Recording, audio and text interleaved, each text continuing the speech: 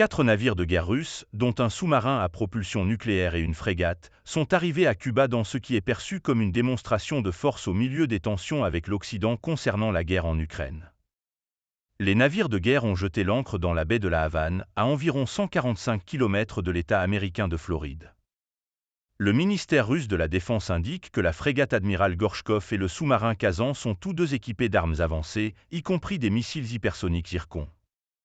Plus tôt, ces navires ont effectué des exercices de tir de missiles dans l'Atlantique. Cependant, le ministère cubain des Affaires étrangères affirme qu'aucun des navires n'a d'armes nucléaires à bord et que leur visite de 5 jours ne constitue pas une menace pour la région. Les responsables américains ont également déclaré qu'ils surveillaient de près la situation. La marine américaine a même utilisé des drones marins pour surveiller les navires de guerre russes à mesure qu'ils approchaient de Cuba, rapporte le partenaire américain de la BBC, CBS. Tôt le matin, les navires de guerre russes sont entrés dans la baie de la Havane, entourés de navires de soutien plus petits.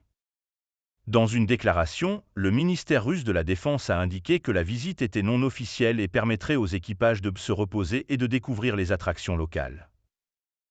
La Russie a déjà envoyé des navires de guerre à Cuba, et les deux pays sont des alliés de longue date, mais le moment de ces mouvements spécifiques attire l'attention.